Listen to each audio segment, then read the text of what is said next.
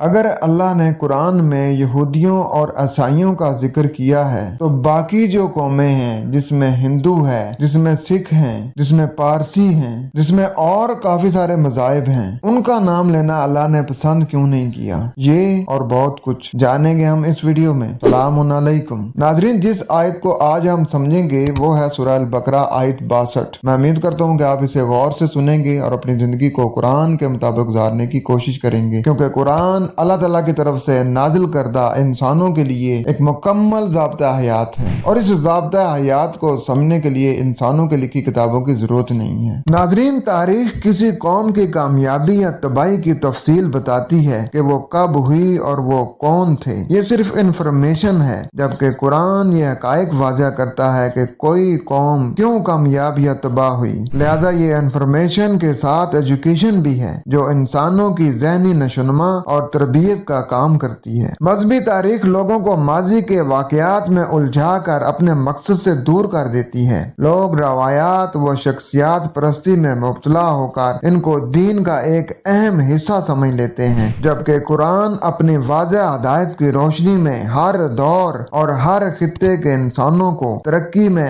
آگے بڑھاتا ہے۔ آئے بڑھتے ہیں اپنے سبق کی طرف اور پڑھتے ہیں سورہ البقرہ آیت 62۔ پہلے اس کا روایتی ترجمہ پڑھتے ہیں۔ یقین جانو کہ نبی عربی کو ماننے والے ہوں یا یہودی، عیسائی ہوں یا صابی، جو بھی اللہ اور روز آخر پر ایمان لائے گا اور نیک عمل کرے گا، اس کا اجر اس کے رب کے پاس ہے اور اس کے لیے کسی خوف اور رنج کا موقع نہیں ہے۔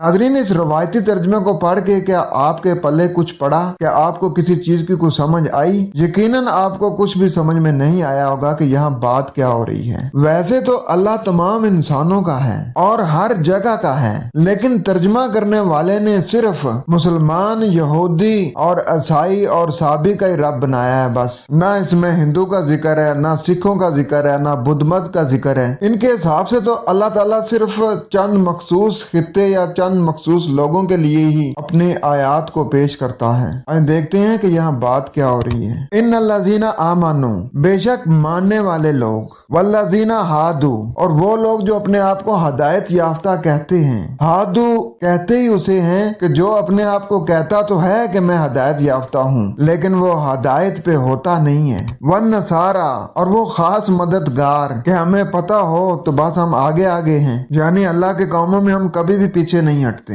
لیکن سب سے پیچھے وہی لوگ ہوتے ہیں۔ والسابئین، سابئین عصب سے ہے، عصب کہتے ہیں مائل ہونے کو، اور وہ مائل ہونے والے جو کہتے ہیں ہمیں تو پتہ ہی نہیں اللہ کا حکم کیا ہے، جب پتہ ہوگا تو پھر ہم مان لیں گے، جو کہتے ہیں ابھی ہم سمجھ رہے ہیں، جب سمجھ جائیں گے تو پھر ہم مان لیں گے، لیکن نہ سمجھیں گے نہ مانیں گے، بس اسی طریقے سے چلتے رہیں گے۔ آگے فرمایا جا رہا ہے کہ من آمن باللہ والیوم الآخر، جو کوئی بھی اللہ کو اور یوم آخرت کو مانے۔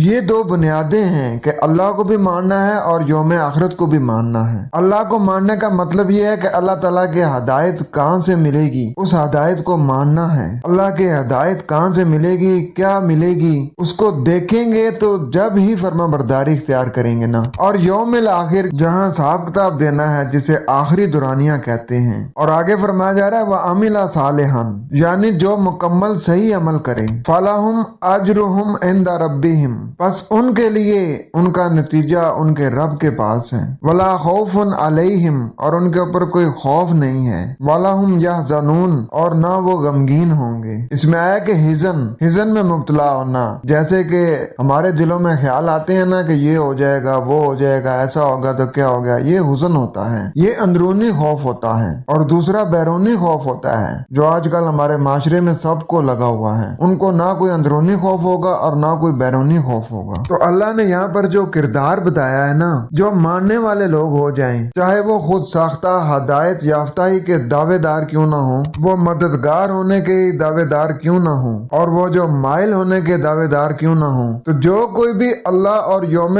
आखिरत को मानेगा और मुकम्मल सही अमल करेगा। यानी ये सिर्फ मानना ही नहीं है बल्कि मुकम्मल सही अमल भी करना है। अगर अमल नहीं होगा, सिर्फ मानने वाले होंगे तो वो भी बेकार है। तो फिर उनका अमल, उनका नतीजा उनके रब के पास है। उन पर कोई खौफ नहीं होगा और ना वो गमगीन होंगे, यानी ना उनको कोई अंदरूनी खौफ होगा और ना कोई बैरूनी खौफ होगा। नाज़रीन, आयत पे जरा नजर डालें कि अल्लाह ताला की जात क्या फरमा रही है कि इन अल्लाज़ीना आमनो, बेशक मानने वाले लोग, यानी कुरान में जो अहकामात दिए गए हैं उनको मानेंगे तो फिर उनके मुताबिक लोगों को अमन देंगे ना। तो जो लोग अमन के दाई यानी मोमन हैं या हदायत याफ्ता होने का दावा करते हैं या मदद करने का ये दावा करते हैं या तब्दीली कबूल करने वाले साबीन, जिसने भी कवानीने कुदरत के तहत अमन कायम किया और मुकाफात अमल तक अमन कायम करते रहे और जिन्होंने इस्लाही अमल किए, ऐसे लोगों के अमाल का सिला कुदरत के जिम्मे है और इन्हें ना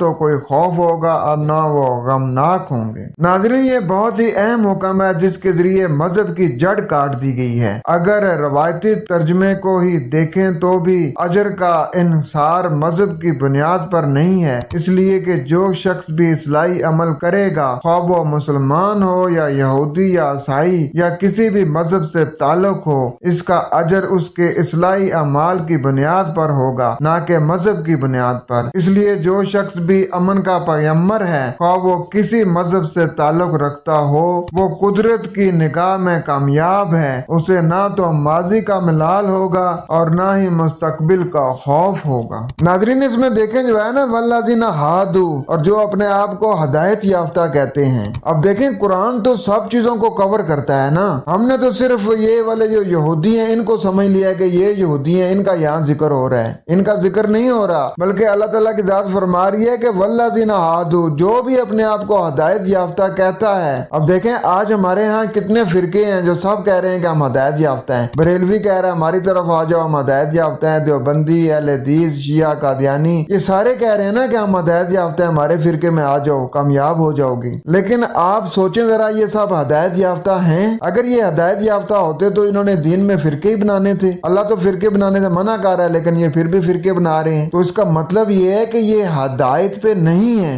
कहते हैं कि हम हदायत याफ्ता हैं लेकिन हदायत पे नहीं है। इसलिए अल्लाह ताला ने इन सब को भी इस आयत के लपेट में लिया है। उम्मीद करता हूँ कि आपका कुछ कंसेप्ट क्लियर हुआ होगा। तो कुरान का असूल के सुम्मत तफक्करून अफला ताक़िलून, तुम क्यों नहीं कुरान पे गौर फिक्र करते, तुम क्यों नहीं अकल से काम लेते। खुश रहें, कुरान के साथ रहें। वस्सलाम।